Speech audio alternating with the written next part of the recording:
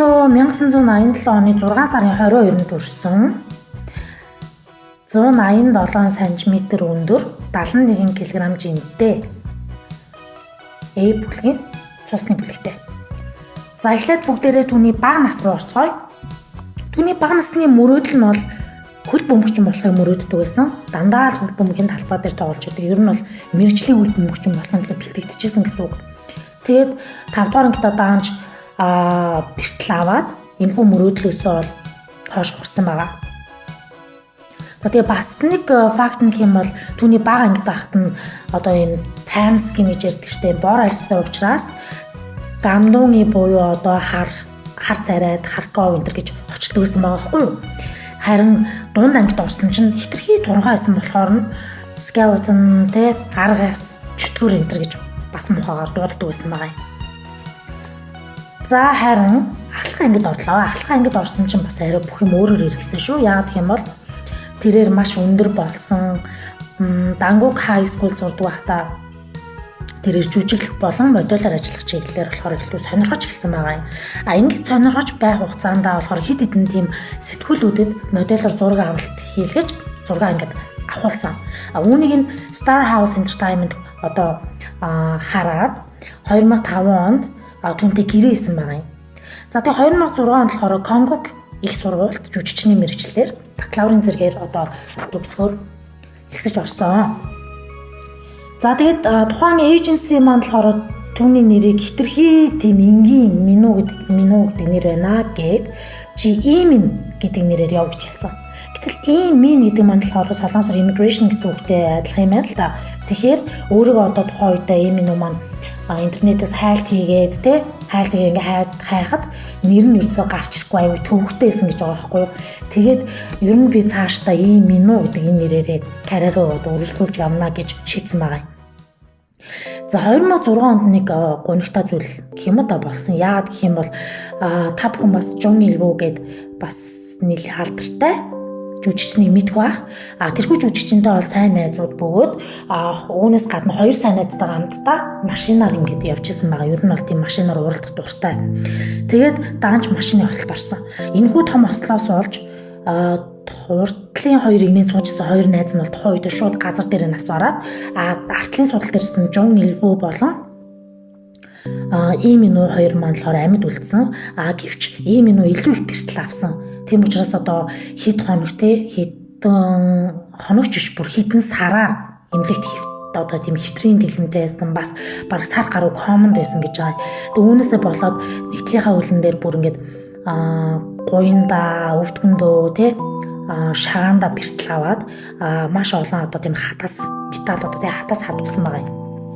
Тэгээд ингээд энэ бэртлийг одоо даван тулгаж бараг л бүтэн жил 6 сар гэх мэтчил маш олон сар ингэж одоо хэвтрийн дэглэмд эмнэлэгт байсны хугацаанд гарч ирээд одоо мундаг жүжигчин болно гэдэгтээ одоо баттгэлтэйгээр өөрийгөө бүр илүү дайчилж эхэлсэн байгаа. Ингэж дайчилж эхлэнгүүтээ 2007 онд болохоор I am Sam гэдэг та нар бас мэдгэлэх топ тоглолтог Пак Миньон гэдэг жүжигчин бас тоглолтог. Энэхүү өсвөр насны хүүхдүүдийн драмад бас нэг тодорхой хэмжээний гол дүрүүдийн багахан жижигэн дүрүүдийг бас авсан байдаг. За үүгээрээ жоохон танигдж эхэлсэн.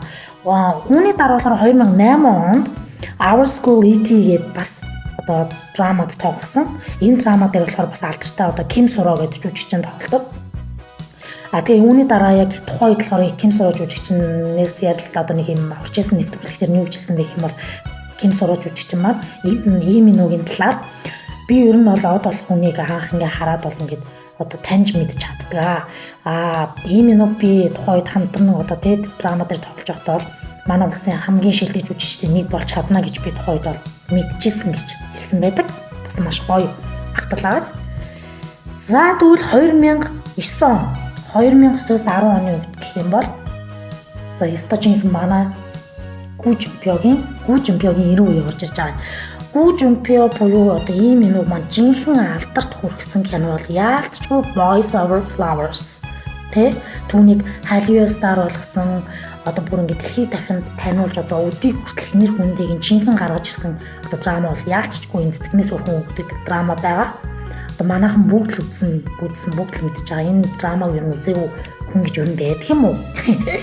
Яг ч хүүхдүүд арай зөв байх л та.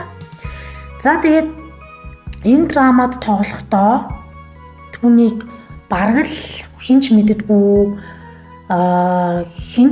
хинч мэдгүй гэдэг маань одоо бүр амар алдартай лагч жүжигчин болоо байсан гэсэн үг л дээ. Тэгээд шалгаруулалтанд орох гээд одоо тийм сонингийн артикл буюу одоо сонингийн нийтлэлээс одоо шалгаруулалтанд урж ийна гэсэн тийм юу болж гарсан байгаа юм нөө. Түүнийхээ дагуу ийм манган дээр цэцгнээс өрхөн хүүгүүд гэдэг манган дээр Гүү Жумпёгийн дүр гэдэг дээр нь өөрөөс сорч үзье гээд аудишнд орохдоо шалгаруулалтанд орохдоо цадч яасан бэ гэх юм бол за би Гүү Жумпёгийн дүрт тоглох гэж л байгаа юм бол яг тэр манга нэр шиг Гүү Жумпё болоод би очно гэд өөрийнхөө үсийг ингээд яг тэр манганы дүр шиг ингээд буржилгаад утсан байгаа байхгүй юу.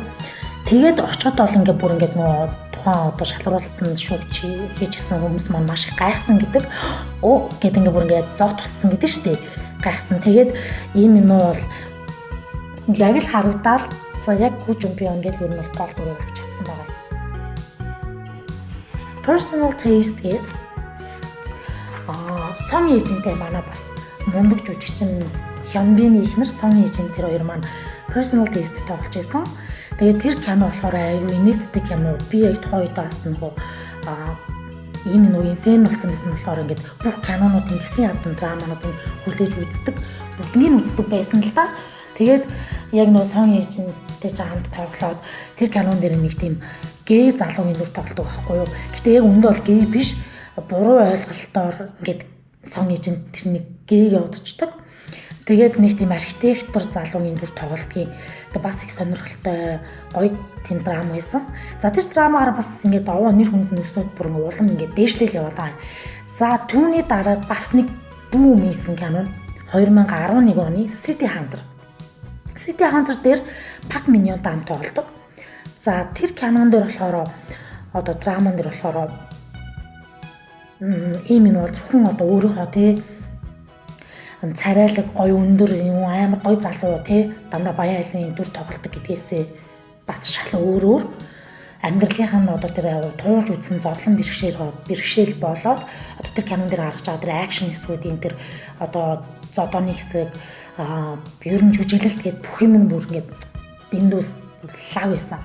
Би яг тэр City Hunter дээр тоглохыг хараад бүр улам дурлсан тухай үед бол тэгээд тэр кинон дээр Пак Миньонгийн бас тухайн үед амар хөрхөө одоо ч гэсэн хөөрхөн жүжигчин л те бас л мандаж явсан. Гэтэ тэр киноны дараас Пак Миньоны нэр хүнд ч гэсэн нэлээд өссөн. Ийм минут ам тоглосныг болохоор хүмүүс бүр илүү шуурч үзээд тэгээд тэр кино тэр драма кино гэдэг юм би драма ахгүй юу. За тэр драма бол үнэхээр бүүн болоод бүр зөвхөн одоо нөгөө солонгосч биш те Япон, Филиппин, Хятад, Франц гэх ингээ барууны орнуудын одоо эмгтээчүүд хүртэл бүр ингээд ийм минут уурлаж бүр шүтж эхэлсэн. Тэгээд харин үүний дараа ингээд Dispatch гэдэг солонгосын бүх алдартнуудыг ингээд үргэлж байгаа зарладаг янз бүрийн нууцын зарладаг тийм юу гэдэг шүү дээ, сайт гэдэг шүү дээ. За тэрэн дээр Dispatch-аас ийм энэ улам Пак Миньо хоёрыг үерхэж байгаа гэж зарласан байдгаа. За би тэр үед амар баярлж ирсэн. Би тэр хоёрыг бүр үнэхээр амар шийдэлж ирсэн байхгүй. Тэгээд сток гоё хоос боллоос миний хоёр хайртай жүжигчээс гоё нийлжлээ гэл үнэхээр шийдэлж ирсэн чинь даанч 6 сарын дараа нөгөө юмас алчихсан. Гэхдээ тухайн үед бол яг маш их муухай дайралтууд нэг муухай фэнүүд гэж байдаг шүү дээ. Тэр сүрэг фэнүүдээс болж л ер нь бараг салсан байх гэж би боддгийн. Пак Миньо ч өөрөө маш их нэлээд орсон. Жохон байх үеийнхэн зураг болоод одоо байгаа үеийнхэн зураг хоёр нэлээд өөр. Давхраа, хамар гэл ингээл ер нь бол нэлээд тийм засварт орсон байсан. Тэгээд ердөөсөө бүх тэр зургийг харьцуулж гаргаад одоо ингээл ердөөсөө бүлээл хэлсэн. Яахлаар манай хөрхөн одоо манай лаг ийм минутаа маань одоо ийм муухай царайтайсан одоо хөрхөн нээлтийн ч юм уу те ердөөс тэр үед маш их одоо тэр нийтээснүүдийн ингээд нэг одоо тэр муухай комментууд тэгэл дайралтууд бол Пак Миньонд амар хэрсэн баг гэж би боддгийн. Тэр үед чинь одооны шиг сошиал хөгжөө гэсэн болохоор бүр амар хүн тусмаа шүү дээ. За тэгээд 6 сарын дараа харамсалтайгаар хоёр хоос маань ингээд амар маш их тийм завгүй хоёрын улмаас хоёр тишээ боллоо гэсэн мэдээллийг бас аль бие сургууль өгсөн байдаг. За түүний дараа 2012 онд болохоор Fate гээд энэ тийм түүхэн драманд болохоор Ким Хэ Сун гэх бас нэг алтартай жүжигчин байдаг. Манайхны мэдгээр бол Ялдан мөсгөө гэдэг киногаар бол манай монголчууд сайн мэдэн дээ. Бас аюу хөөрхөн гоё биетэй маш гоё тийм бас хөөрхөн жүжиглдэг тийм гоё авьяаслаг мундаг A-листийн бас жүжигчин байдаг. За тэр жүжигчинтэй хамт энэ кинонд хайрын ромоос болон түүхэн драма дээр тоглолоо. Гэтэ энэ драма нь болохоор маш их одоо ийм төсөв мөнгөөр бүрдэж хийгдсэн хэрнээ үзэгчдийн рейтинг нь болохоор бага байсны улмаас бол ингээд цааш тийм бүр олон ангиуд хийгдэх байсан боловч тэр ангиуд нь зогссон байт юм лээ. За тэгээд үүний дараа 2013 онд My Everything гэдэг өөрийнх нь дуулсан дуу байдсан шүү дээ. Бас Boys Over Flowers-ийн Ost гэж явдаг. Тэгээд энэ дууныхаа first album-ыг гаргасан. За манай Имину маань. Тэгээд за өв залгамжлагчид гэдэг та бүхэн энэ бол драмаг мэдэх бах. За энэ бол 2013 онд бас нэг бүүм хийгдсэн дахиад драма гараад ирсэн. Яг Fate дээр унагчсан боловч буцаад өв залгамжлагчдаараа Имину маань гараад ирсэн. Нэр хүнд нь өссөн гэсэн үг буцаад.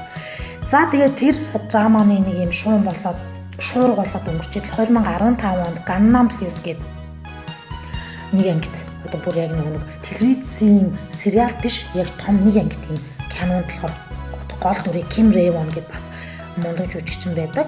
Тэр жүжигчинтэй хамт тоглосон байгаа.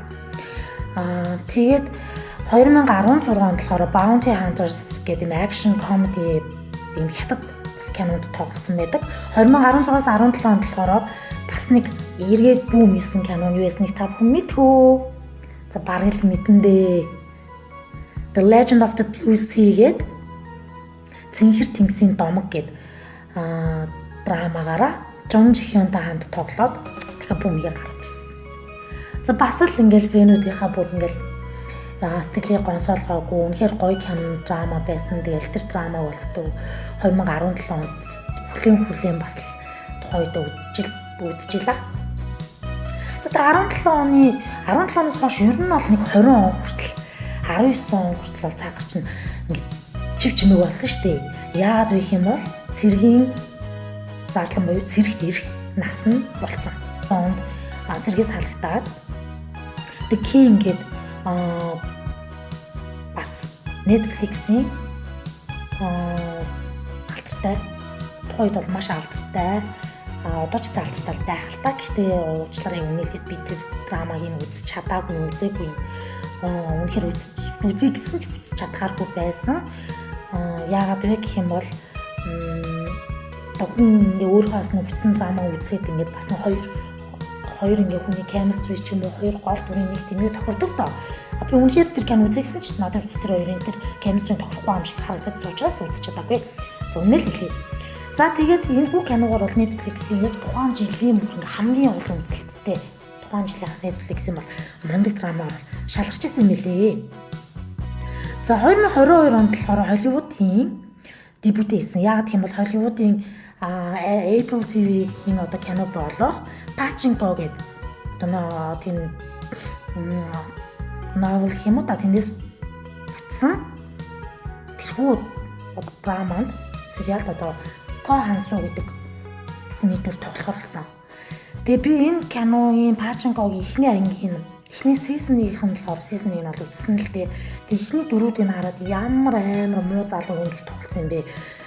Ийм нөө арайч дийзэж юм дүр тоглох юм да гэд бодчихсон боловч хамгийн сүүлчийн тэр 7 дугаар анги лөө сүүлийн анги дээр нь яг бүр яагаад тийм замыг сонгох ёстой одоо сонгохоос аргагүй болсон гэдгийг нь бол үнэхээр бүр гайхамшигтай авч үзүүлж үзүүлсэн байсан. Тэгээд 2022 оны шилдэг одоо нэг эпизод одоо нөгөө тэр онлайн киноны одоо тэр тэтгэх анги гэсэн тийм бас шалгаруулт юм байл та. Тэрний бас шилдэг 7 дугаар ангийн шилдэг тэр ангид нь орж исэн бэ нэлээ.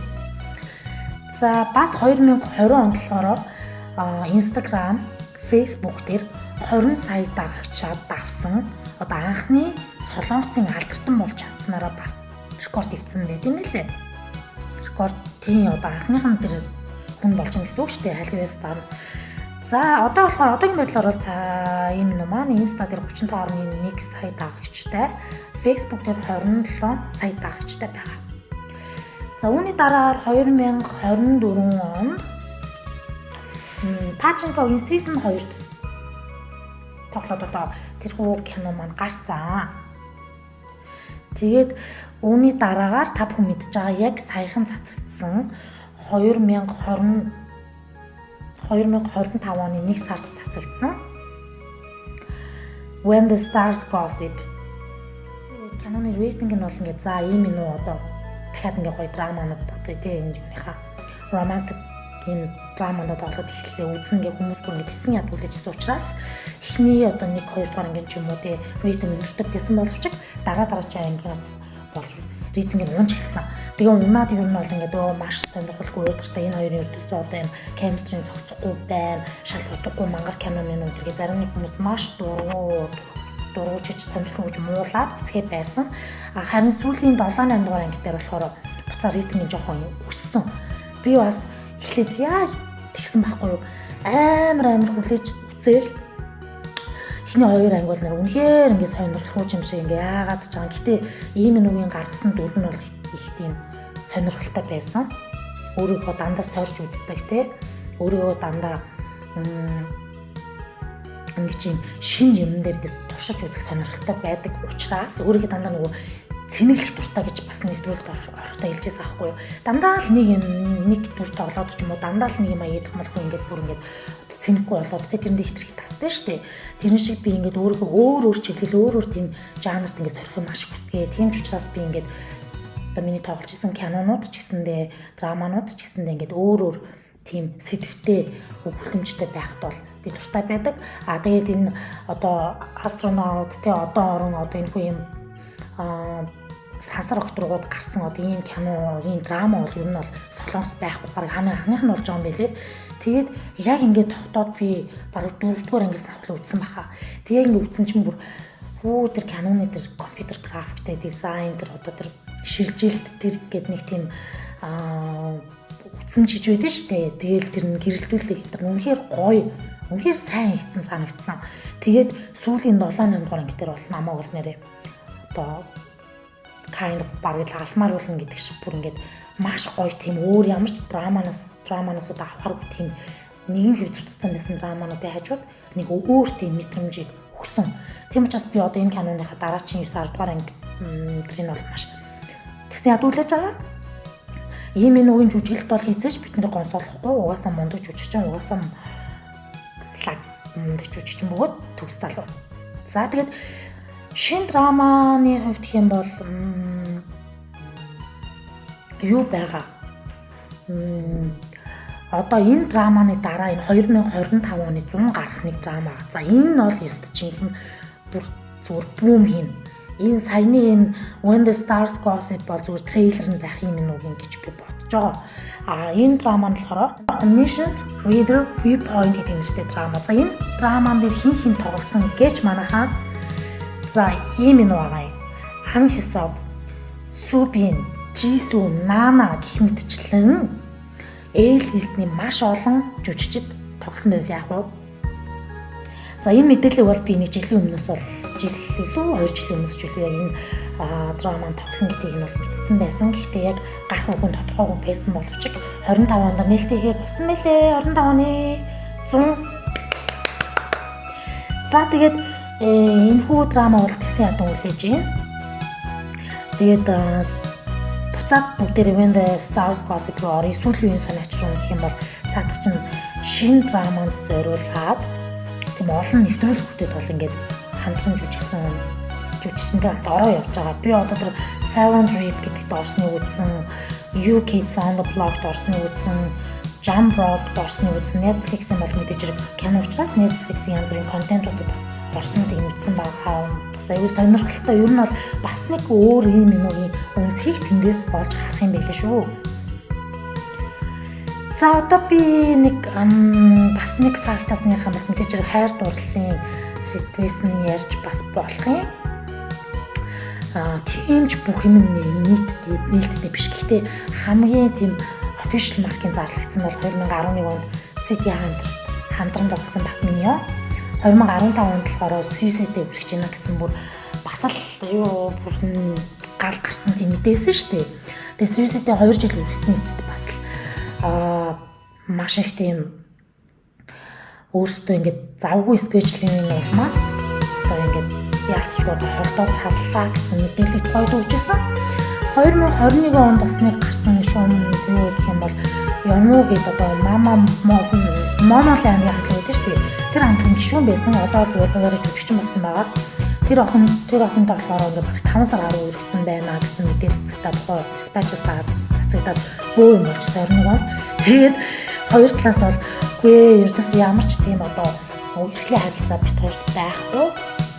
Зөвхөн одоо нэг сонирхол их нэгтэй кино үзэх болон видео гейм тоглох маш их сонирхолтой учраас ингээд хаяа нэг найзуудын журмаар уулздаг байсан юм а гэсэн мэдээлэл өгөөд тэрхүү одоо шуумаа дарагдсан байгаа. Гэхдээ яг зүгээр ингээд найзуудын журмаар кино зээл видео гейм тоглох байж байгаа юм. Самтгүй ямар ч хэлсэн гэж олон нийтэд зарлахаар хэмжээний үргэлжлэн бишүүлсэн байх үү дээ. За тэгээ 2020 онд болохоор нөгөө The King гэдэг кинонд хамт олсон Ким Гоин гэдэг бас салбартай жүжигч байгаа шүү дээ. Юнивис гэдэг одоо хүмүүс маш дуртай жүжигч. За тэр жүжигчтэй хамт тоосныхаа дараа тэр хоёрыг өдөртөө баруул үлддэг болсон.